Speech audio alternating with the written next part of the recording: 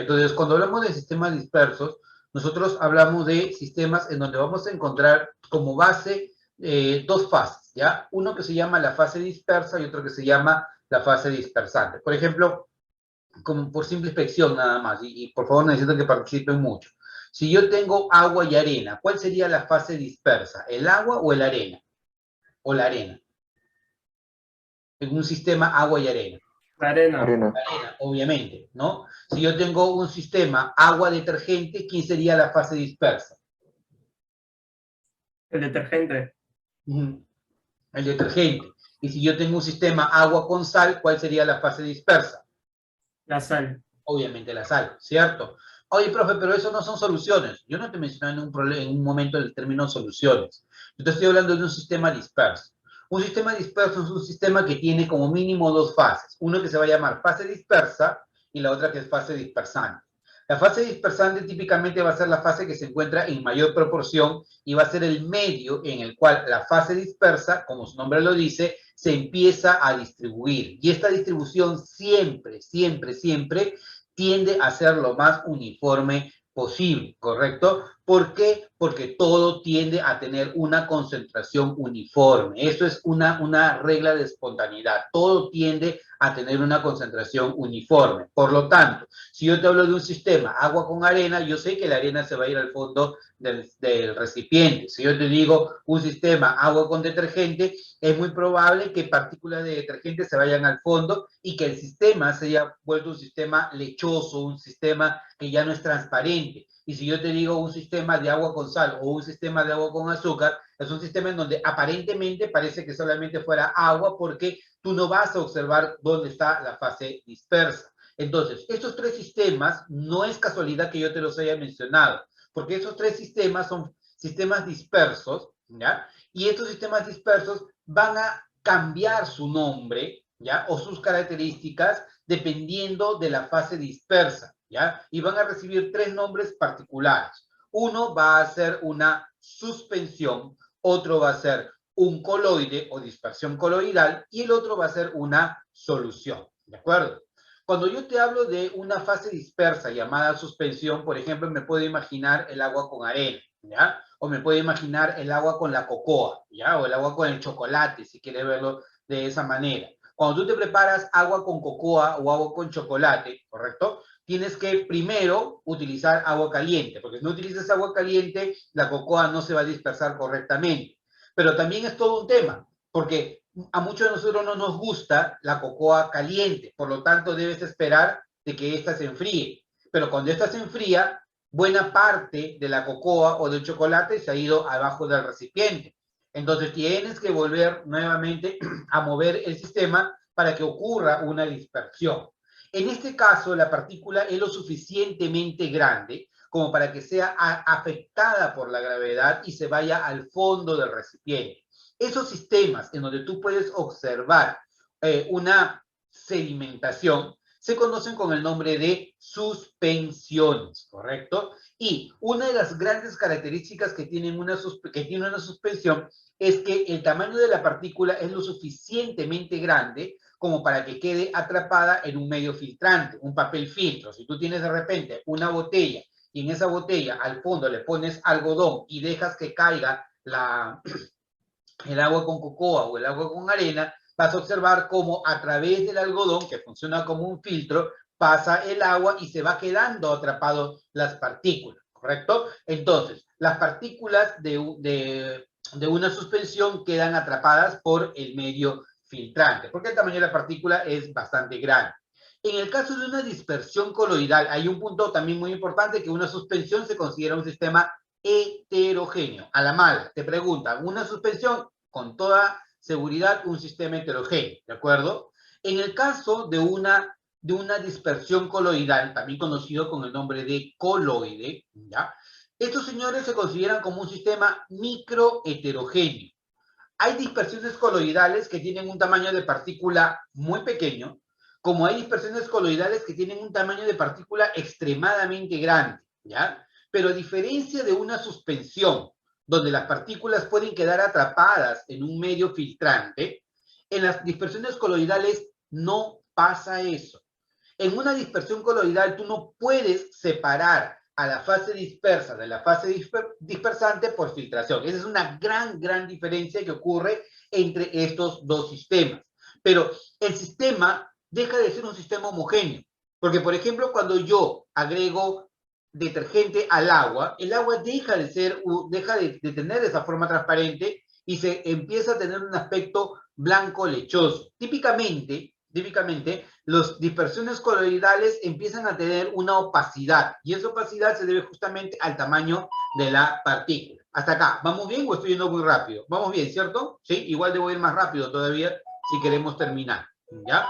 Entonces, una dispersión coloidal es un sistema microheterogéneo. Ese término ha venido en prácticas de CEPRE-UNI, ¿ya? Yo no lo he visto en exámenes de admisión UNI, pero se utiliza mucho en prácticas de CEPRE-UNI. Para fines prácticos, una dispersión coloidal es un sistema heterogéneo. ¿Estamos de acuerdo? ¿Sí? Entonces, es en el caso de una dispersión coloidal. Las dispersiones coloidales tienen dos propiedades muy importantes que las caracterizan. Uno es el efecto Tyndall y otro es el movimiento browniano, ¿ya? El movimiento browniano es un movimiento espontáneo que tienen las partículas coloidales, ¿ya? Que les permite alejarse del efecto de la gravedad. Este movimiento browniano fue encontrado por primera vez en el polen, ¿ya? Tú colocas el polen en agua y empiezas a observar cómo las partículas del polen de manera espontánea empiezan a moverse y a chocar entre ellas. Entonces las partículas coloidales tienen ese mismo tipo de movimiento, de tal manera que cuando ocurre ese movimiento evitan el efecto de la gravedad y se mantienen dispersas en el medio dispersante. Mientras que el efecto Tyndall es el efecto de dispersión de la luz provocada por el tamaño de las partículas. Esto tú lo puedes observar, por ejemplo, cuando ves un camión que pasa a través de la neblina. Si un camión pasa a través de la neblina, definitivamente tiene que estar con su faro neblinero. Y tú ves cómo la luz atraviesa toda la neblina, ¿cierto? O de repente, cuando tú entras a una habitación a la que no has entrado mucho tiempo y hay mucho polvo, se levanta polvo, tú puedes ver el rayo de luz cómo atraviesa la habitación, ¿cierto? ¿Te ha pasado? Yo creo que sí te debe haber pasado. Por lo menos a mí me ha pasado alguna vez que entras a algún lugar y se levanta polvo, pero entra un rayo de luz y tú puedes ver el rayo de luz como cruza. ¿Eso qué cosa viene a ser? Eso viene a ser el efecto Tyndall, provocado por un sistema, una dispersión coloidal. O también, por ejemplo, en las discotecas, me han contado, ¿no? Que cuando ponen las luces y lanzan un polvito en la pista de baile, tú puedes ver las luces cómo se mueven, psicodélicas, ¿no? Incluso en la televisión lo he visto. Algún día debería experimentar eso. Ese efecto es el efecto de dispersión de la luz provocado por el tamaño de la partícula y se llama efecto Tyndall, ¿de acuerdo? Entonces, una de las formas de cómo tú puedes diferenciar a una solución de una dispersión coloidal es justamente eso. Si tú tienes un rayo de luz, fíjate acá, si este rayo de luz pasa a través de estos dos sistemas, tú puedes ver cómo el rayo de luz atraviesa este sistema, o lo puedes observar, pero acá no. Entonces, esto es una solución y esto es una dispersión coloidal o coloide. ¿Cómo yo puedo separar a las dispersiones coloidales? Hay diferentes formas de cómo separar a las dispersiones coloidales. Una de ellas, por ejemplo, viene a ser, espero que esté por acá, tiki tiki, ojalá que acá. Estas son las formas de cómo separar a las dispersiones coloidales. Una de ellas es, por ejemplo, la coagulación, ¿ya? La coagulación significa que tú vas a agregar un agente y este agente va a provocar de que las partículas coloidales empiecen a acercarse, a unirse y formar un solo bloque. Este es el efecto que se utiliza mucho para quienes vayan a ser ingenieros y tengan que trabajar con potabilización del agua, ¿ya? El sulfato de aluminio se agrega, por ejemplo, al agua turbia, ¿ya? Entonces, si tú tienes este tipo de agua turbia, tú no la beberías, ¿ya? Entonces, ¿qué haces? Le agregas sulfato de aluminio y el sulfato de aluminio tiene la particularidad de empezar a coagular a las partículas coloidales y por lo tanto se forma toda una masa que va al fondo del recipiente. Esto ocurre también cuando tú, por ejemplo, la leche directo del tarro o directo del empaque, la calientas, ¿no? Si tú calientas la leche directo del empaque o directo del tarro, no sé si te ha pasado alguna vez, y si quieres, experimentalo en casa, ¿ya? tú echas un poco de agua en un vaso, un vaso sobre todo, ¿no? Y empieza a calentarlo y vas a ver cómo en algún momento la grasa se separa del suero. ¿Y eso por qué? Por el efecto de la coagulación. Y la leche es una dispersión coloidal. Otro método de separación es la electroforesis. La electroforesis es similar a la coagulación, solamente que tú aprovechas el hecho de que las partículas tienen carga o son sustancias polares. Entonces, al ser sustancias polares y tú colocar un campo eléctrico, lo que va a ocurrir es que las partículas se van a acercar hacia el polo opuesto. Por ejemplo, en este caso, si tú ves, las partículas se están acercando hacia el polo positivo. O sea, significa que hay una polaridad del tipo negativa que hace que ellas se acerquen. Entonces, al irse secando y chocando y uniéndose una entre ellas, forman una sola masa que luego se separan de la fase dispersante. Entonces, tienes un primer método que es la coagulación, otro método que es la electroforesis, tienes otro método que es la diálisis, que utiliza membranas semipermeables, o sea, membranas que permiten pasar a las partículas coloidales, pero no permiten pasar a las partículas del solvente. Eso es lo que significa una diálisis. Por ejemplo, las personas que tienen problemas con los riñones, tienen que pasar por un tipo de procedimiento médico que se llama diálisis. Diálisis o hemodiálisis específicamente, ¿no? Que es el hecho de que la sangre hasta cierto punto tiene que ser lavada, tiene que ser purificada, tiene que pasar a través de membranas para retener los sólidos que pueden haber quedado atrapadas en la sangre por el mal funcionamiento de los riñones. Los riñones funcionan como si fuera un filtro. Entonces, esto de acá viene a ser la hemodiálisis y la diálisis viene a ser otra forma de cómo separar tú a las partículas coloidales, ¿de acuerdo? Ahora, existe otro método que lo mencionan, ¿ya? Pero hasta ahora no lo he visto en admisión, que es la ultracentrifugación. La ultracentrifugación también es un método para poder separar a las partículas coloidales, ¿ya? Ahora, ¿cómo separamos o cómo diferenciamos a las partículas coloidales o los sistemas coloidales? Tienen nombres. Y estos nombres tienen que memorizarlos, chicos. Lastimosamente tienen que memorizarlos. En donde hay muy buenos ejemplos de esto, he visto en el libro del Witten, ¿ya? Podrían leer ese libro y ahí hay muy buenos ejemplos respecto a las dispersiones coloidales. Entonces, si usted tiene una dispersión gas-gas, esto nunca va a ser un coloide. Una mezcla gas-gas es una mezcla que lo que más se acerca al concepto de solución, ¿ya? Entonces, gas-gas, lo sacas. Vas a tener dispersión de líquido en gas. Y a una dispersión de líquido en gas se le llama un aerosol. Ejemplo, la neblina, ¿ya? Por ejemplo, lo que sale a través de tu desodorante. Lo que sale a través de tu desodorante, ese líquido disperso en aire, eso viene a ser un aerosol, ¿ya? Y si fuera un sólido disperso en un gas, es un aerosol sólido. Por ejemplo, el humo, ¿no? El humo tiene partículas partículas sólidas que están dispersas en aire. Entonces, eso viene a ser en un gas. Eso es lo que se conoce con el nombre de un aerosol sólido. ¿Aerosol o aerosol sólido? Gas, el líquido es una espuma. Por ejemplo, la crema batida. Por ejemplo, la crema de afeitar, ¿correcto? Eso vienen a ser un aerosol, ¿de acuerdo? Perdón, una espuma, ¿ya? Y una espuma sólida viene a ser gas en sólido. Por ejemplo, el marshmallow. El marshmallow viene a ser gas en sólido. O una esponja. Una esponja es gas en sólido, ¿ya? Ahora, una emulsión es un líquido en líquido. Ejemplo, la leche, ¿ya? La leche es líquido en líquido, es una emulsión. Y por eso hace un momento te puse el ejemplo de la leche, que se puede, si tú la calientas, se coagula y se pueden separar, ¿de acuerdo? Y una emulsión sólida puede ser, por ejemplo, la mantequilla, el queso, ¿no? Eso pueden hacer una emulsión sólida. Ahora, sólido en líquido son, por ejemplo, las pinturas. Las pinturas es sol en líquido. Y en el caso de sólido, el sólido se le llama sol sólido. Y acá están muchas piedras preciosas, como por ejemplo los rubíes, los zafiros. Esto Tienes que memorizarlo. Eso tienes que leer ejemplos de todos lados hasta que se te quede en la cabeza, y una vez que se te quede en la cabeza, se te va a hacer muy sencillo poder identificarlos. Ahora, esto también en algún momento ha aparecido en examen de admisión. No tanto en examen de admisión, sino en prácticas de CEPRES. Y si aparecen en prácticas de CEPRES, de hecho que pueden aparecer en exámenes de admisión, ¿ya? ¿Cuándo se le llama a un coloide liofílico o liofóbico? Fobia. ¿Qué te hace pensar una fobia?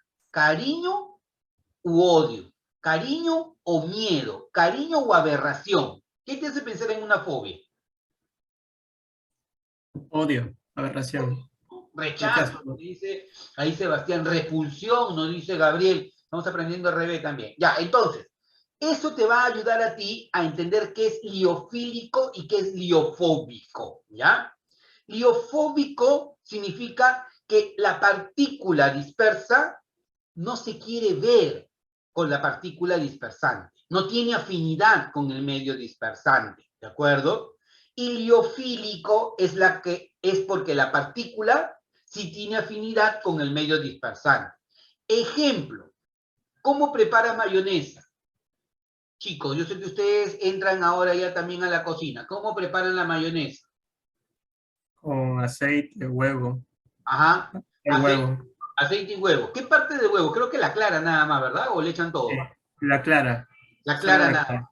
Ya. Entonces, Hasta que la receta te dice, ¿no?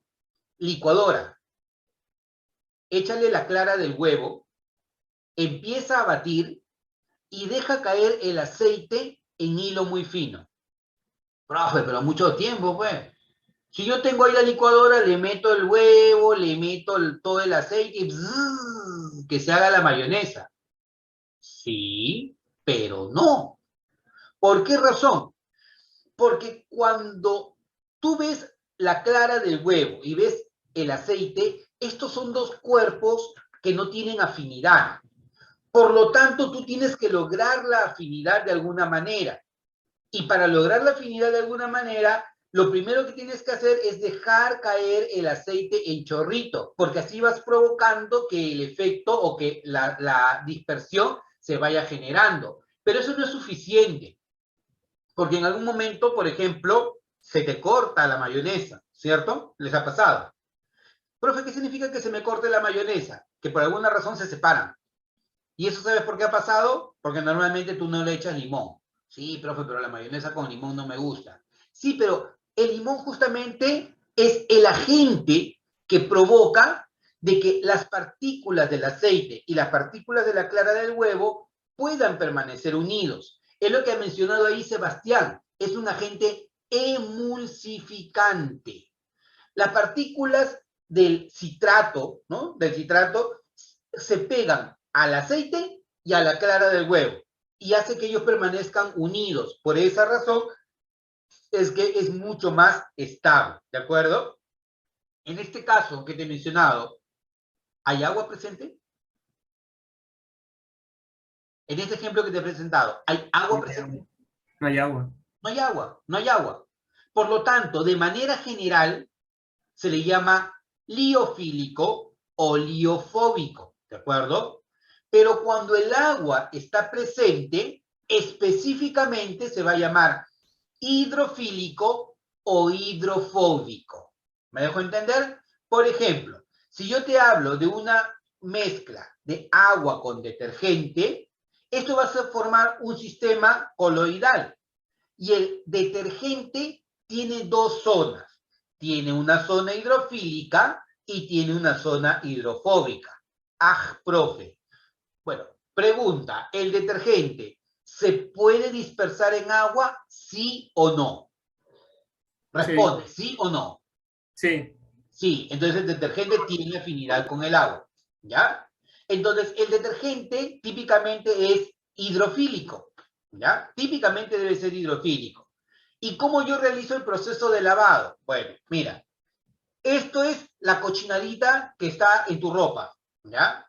O sea, típicamente, la cochinadita que está en la ropa viene a ser material orgánico que sale de nuestro cuerpo y empieza a dañar la ropa. Así que, si tú quieres lavar tu ropa y dice yo lo lavo con agüita nomás, eso no funciona. Porque el agua no tiene afinidad con la suciedad, porque la suciedad tiene naturaleza orgánica. Y la naturaleza orgánica no tiene afinidad con el agua. Por lo tanto, tú tienes que lograr que haya esa afinidad. ¿Y cómo logro yo esa afinidad? Agregándole el detergente.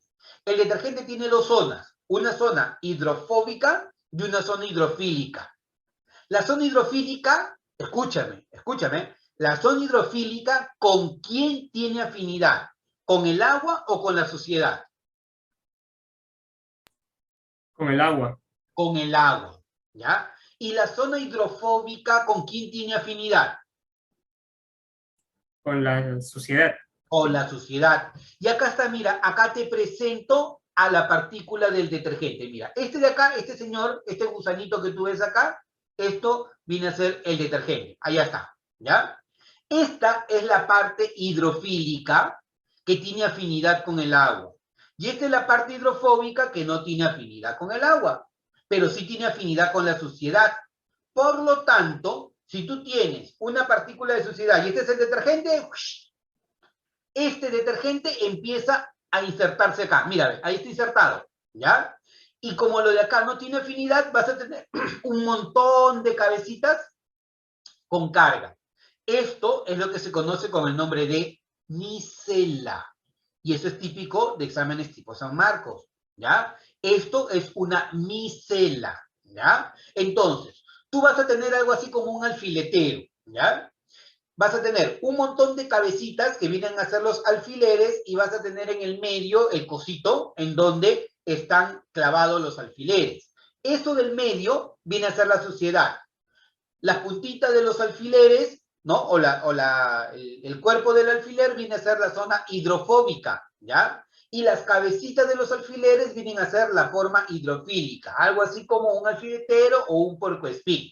De tal manera que vas a tener bolitas, ¿ya? Bolitas con carga alrededor. Y si yo tengo otra bolita con la misma carga alrededor, ¿qué pasa si tienen la misma carga? ¿Se atraen o se repelen? Te creo.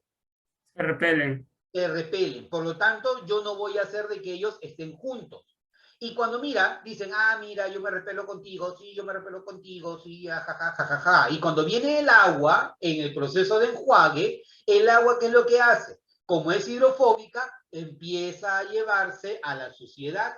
Pero no es que el agua tiene afinidad con la suciedad, sino que lo que ha provocado el agua es arrastrar a ellos porque tiene afinidad con la zona hidrofílica que está en la parte de afuera. Así es como tú provocas el proceso de lavado. Igual, si te vas a bañar, ¿te sirve bañarte con agüita nomás? Uy, se quedaron callados. O sea, si te bañas con agüita nomás. Jabón. Con jabón, pues. El jabón también tiene el mismo efecto. El jabón lo que va a hacer es provocar una afinidad con la suciedad de tu cuerpo para que luego en el proceso de enjuague esa suciedad se vaya, ¿de acuerdo? Tus platos, ¿tú solamente los lavas con agüita nomás? No. Con la vajilla. Lavavajilla. Y la lavavajilla también tiene el mismo efecto. La lavavajilla tiene una zona hidrofílica y una zona hidrofóbica. La zona hidrofóbica se une a la suciedad orgánica, los aceites, las grasas, la parte orgánica, y la zona hidrofílica sirve para que en el proceso de enjuague tú elimines toda esa suciedad. Entonces, así como funciona el proceso de lavado, ¿de acuerdo? Entonces, tener muy en cuenta esto porque es un tema teórico que ha venido, sí lo he visto en preguntas de prácticas de CEPE. Hasta acá, chicos, preguntas, consultas, comentarios.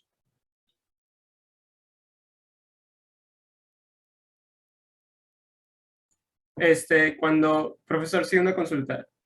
Cuando no está el término hidro, o sea, cuando no está presente agua en el evento, se llama liofólico o liofílico, ¿no? Liofóbico o liofílico. Liofóbico o liofílico. El término general. Ok, ok. Y el término específico viene a ser hidrofílico o hidrofóbico. Igual, en algún momento vamos a entrar nosotros al proceso de solvatación, ¿ya? Entonces, solvatación es el término general. Hidratación es el término específico cuando está presente ¿quién? El agua. El agua, ¿no? Entonces, los términos son términos que uno los puede deducir en función únicamente a las palabras, pero hay que conocer el fenómeno para luego pasar de lo general a lo específico, ¿ya? Entonces, hasta aquí hemos hablado acerca de las suspensiones, hemos hablado acerca de los coloides. Ahora, vayamos con las soluciones, ¿ya? En las soluciones igual nosotros vamos a tener dos fases como mínimo, la fase dispersa y la fase dispersante.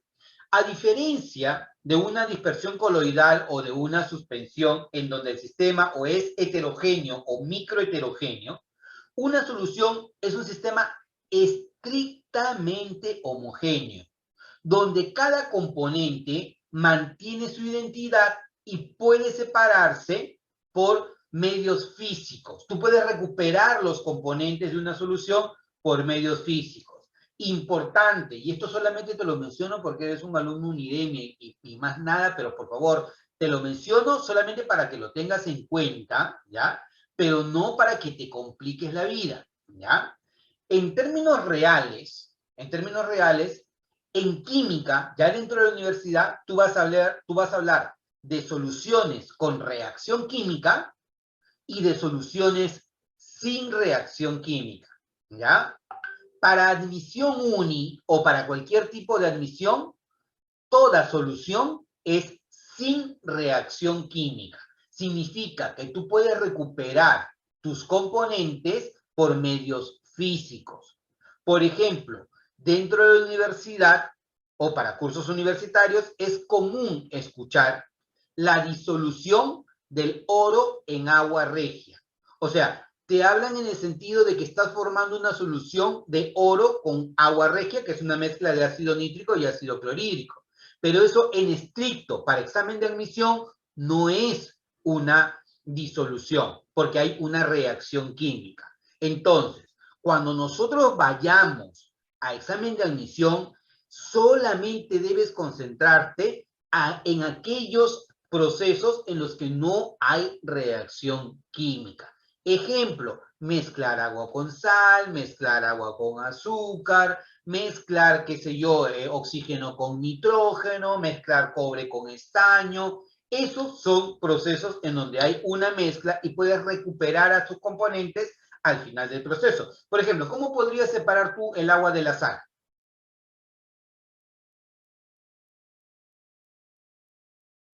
Oye, ¿cómo separas el agua de la sal? Ebullición. Por medio Ebullición, evaporación, claro, ¿no? ¿Cómo podrías separar tú el agua del alcohol? ¿Cómo se llama el método? Empieza con desti y termina con lación. Destilación, todo dando, sí Destilación, es. claro, con Igual que destilación. el vino, ¿no? El vino también es por destilación. Por destilación, claro, por destilación. Entonces, cuando tú tienes una mezcla homogénea, tú ya hablas de un proceso de separación por métodos físicos. La fase que se distribuye se llama soluto y la fase que sirve como medio para la dispersión se llama solvente. Típicamente, el solvente es el que está en mayor cantidad, ¿ya? Y el soluto es el que está en menor cantidad y el que define el nombre de la solución. Eso es muy importante, ¿ya? Porque en preguntas tipo San Marcos viene mucho eso de ahí. ¿Quién define el nombre de la solución? El soluto. Por ejemplo, si yo te hablo de una mezcla de agua con sal, se llama una solución acuosa de cloruro de sodio, ¿ya? Si yo te hablo de una mezcla de agua con azúcar, es una solución acuosa de sacarosa, ¿ya? Por ejemplo. Entonces, el soluto define el nombre de la solución. El solvente va a definir el estado físico. Una solución puede ser sólida, puede ser líquida o puede ser gaseosa. Puedes tener uno o más solutos, pero puedes tener un solo solvente. Ejemplo, el agua de mar. Defíneme el agua de mar. ¿Cuáles son los componentes del agua de mar?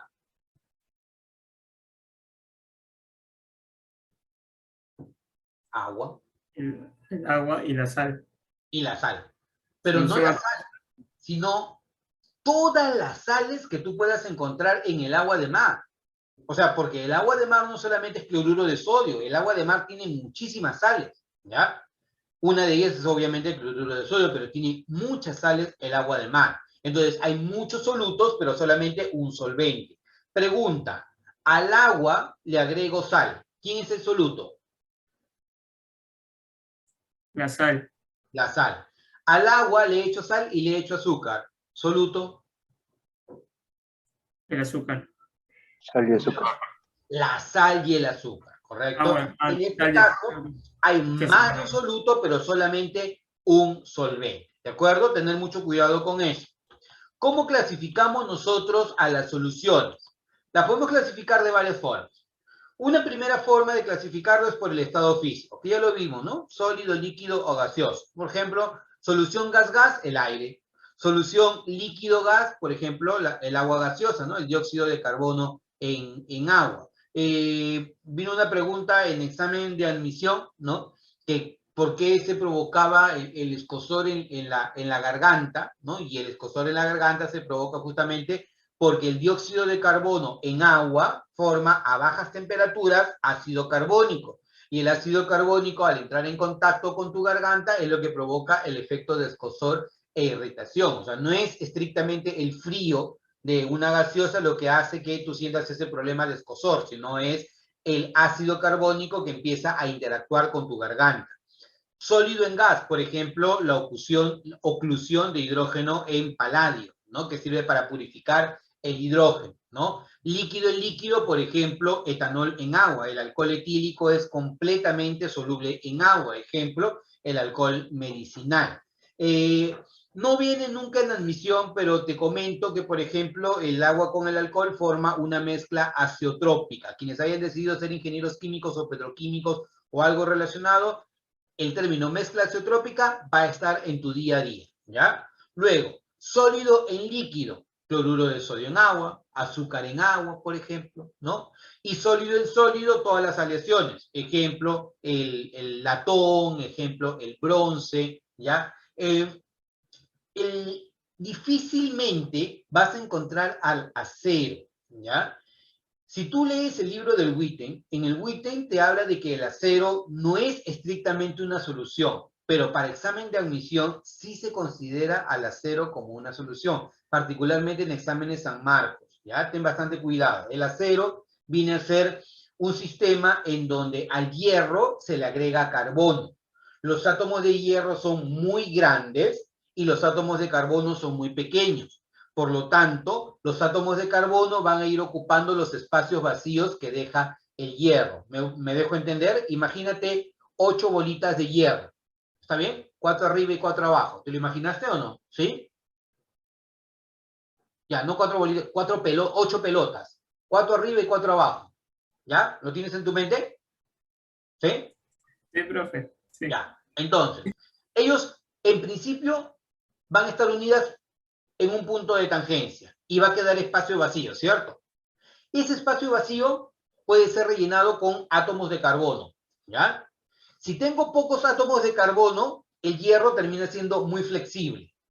Pero si tengo muchos átomos de carbono, el hierro termina siendo muy duro y hasta tal punto que se vuelve frágil, ¿de acuerdo? Por eso tienes diferentes calidades de acero, porque dependiendo de la proporción de carbono que tenga el hierro, tú vas a tener un hierro que puede tener flexibilidad o un hierro que puede ser muy duro, ¿de acuerdo? Para fines de examen de admisión, sobre todo en el caso de San Marcos, se considera que el acero es una solución. En Uni ya no he visto que colocan al acero, justamente por lo que aparece como esa nota en el libro de Witten.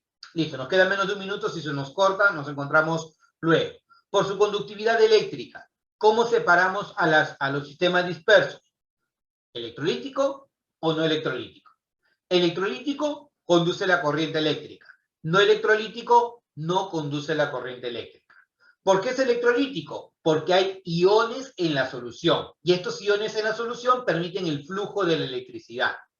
¿Y por qué no es electrolítico? Porque no hay iones en la solución. Y al no haber iones en la solución, no hay forma de cómo se conduzca la electricidad. Te dejo esta pregunta para la siguiente parte. ¿El agua es conductora de la electricidad? ¿Sí o no? El agua pura conduce la electricidad, ¿sí o no?